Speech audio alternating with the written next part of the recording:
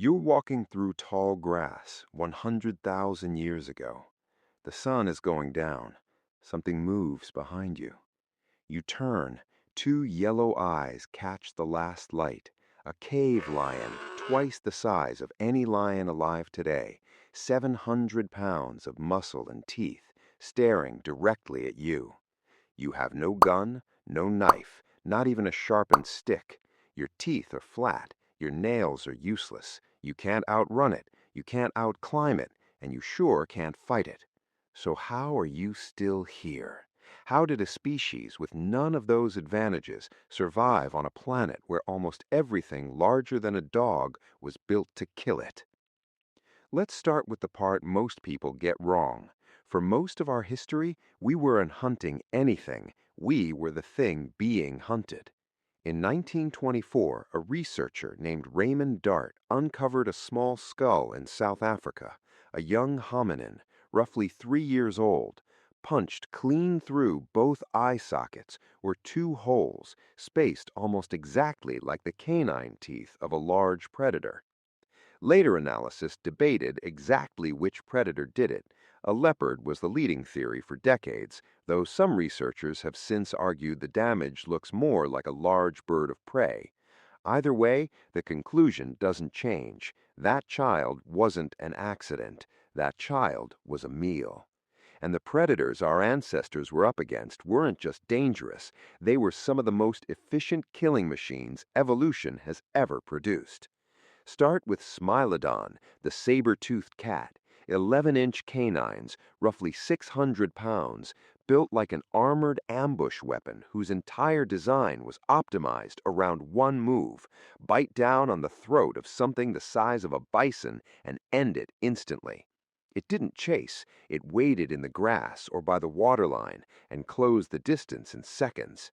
Then there was Arctodudus simus, the short-faced bear, the largest land predator in Ice Age North America, standing nearly 12 feet tall, close to 2,000 pounds, with long legs built for sustained running rather than the lumbering walk you'd picture from a modern bear. Most bears today are opportunists, berries, fish, whatever's around. This one wasn't. It was a dedicated hyper-carnivore that could reportedly run down prey at speed. If it noticed you, the encounter was probably already over. Add cave hyenas, larger and more powerful than their modern relatives, with a bite strong enough to crack open bone for the marrow inside, hunting in coordinated packs of 20 or more, often at night when early humans could barely see their own hands. Add dire wolves running in packs of 30. Add cave lions, roughly a quarter larger than the African lions alive today, also hunting in groups. Add terror birds in South America, the largest species standing some 10 feet tall, with a beak capable of caving in a skull. Everywhere our ancestors went, something was actively trying to eat them. And here's the part that should really unsettle you. Biologically, we had almost nothing to fight back with. A chimpanzee, our closest living relative, is meaningfully stronger than an adult human pound for pound, has real fangs, can scale 30 feet of tree in seconds, and chimps still get killed by leopards.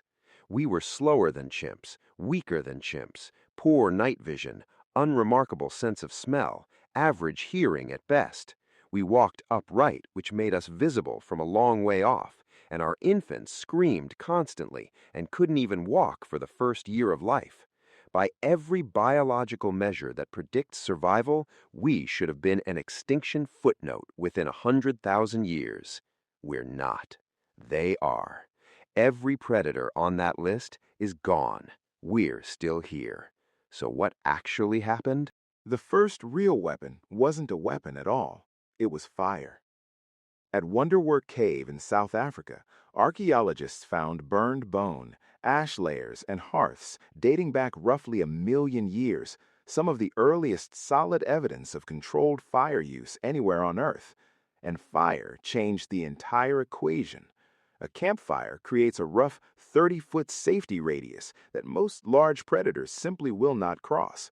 It's instinctive, and you can still see the same behavior in lions avoiding fire in Africa today. Fire gave early humans light where there'd only been darkness, warmth their hairless bodies desperately needed, and, maybe most importantly, time. Before fire, sundown meant finding shelter and staying completely still until morning. After fire, you had several extra usable hours a night, time to make tools, plan, and talk. Fire did one more thing. It let us cook.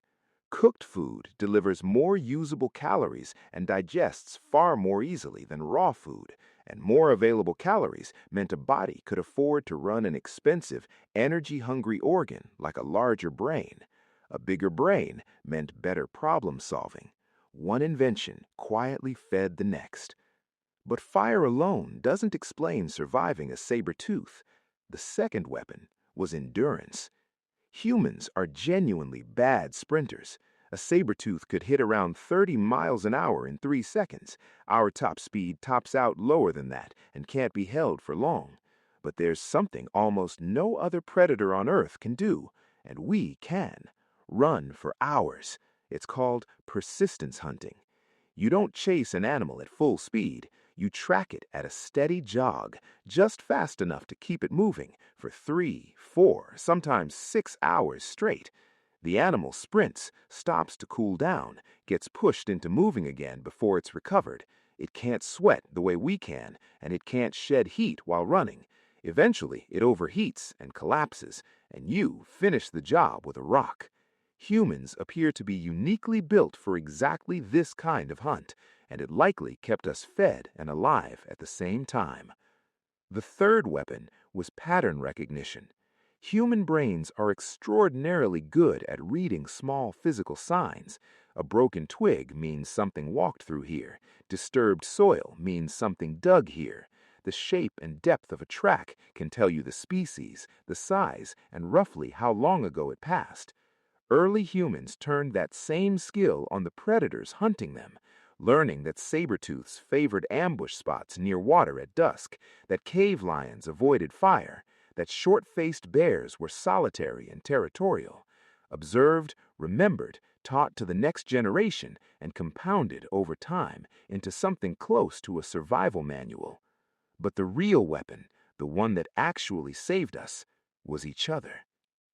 In 2001, archaeologists working at Dmanisi in the country of Georgia uncovered a skeleton roughly 1.8 million years old belonging to an early human ancestor who had lost every tooth years before death. No teeth means no chewing, no processing raw meat unaided, and yet this person clearly lived on for a stretch long afterward. Someone was feeding them, softening food, chewing it for them, or preparing it in a way a toothless mouth could manage. No predator on Earth does this for an injured member of its group. A lion that loses the ability to hunt dies. A human in the same position, it turns out, sometimes got taken care of instead. At Shanidar Cave in Iraq, researchers found a Neanderthal skeleton roughly 60,000 years old, an individual with a broken arm, blindness in one eye, and severe arthritis, who nonetheless lived to around 40. He couldn't hunt. He almost certainly couldn't fight. His group kept him alive anyway. That's the actual difference. We didn't just cooperate, we cared. And we didn't just hunt in groups the way wolves do, running on pure instinct. Humans hunted in roles. Someone drives the animal toward a cliff edge. Someone else waits below with spears. Someone else cuts off the escape route. We coordinated it with language, and we could kill from a distance no predator could counter by throwing. Around 300,000 years ago, at a site called Schöningen in Germany, archaeologists found wooden throwing spears, aerodynamically balanced and clearly designed to be thrown accurately from 30 feet away. A handful of humans with spears and a plan could bring down a saber-tooth, and eventually they did. Around 50,000 years ago, something shifted. Humans began spreading out of Africa into Europe, Asia, Australia, and eventually the Americas. And on every continent they reached, the megafauna started disappearing behind them. Saber-tooths, gone roughly 10,000 years ago. Cave lions, gone around 14,000 years ago. Short-faced bears, gone about 11,000 years ago. Woolly mammoths, giant ground sloths, terror birds, all gone within a few thousand years of humans showing up. There's real scientific debate over exactly how much of that was hunting pressure versus a shifting climate, probably some mix of both, but the pattern itself isn't really in dispute. Everywhere humans arrived, the age of giant predators quietly ended. Here's the actual explanation underneath all of it. Evolution typically hands a predator one specialized advantage: raw speed, raw strength, venom, camouflage. What it handed humans instead was adaptability. We couldn't outrun a short-faced bear, so we learned to strike it from a distance. We couldn't outbite a cave hyena, so we surrounded it as a group. We couldn't see in the dark like a cave lion, so we built fire and made our own daylight.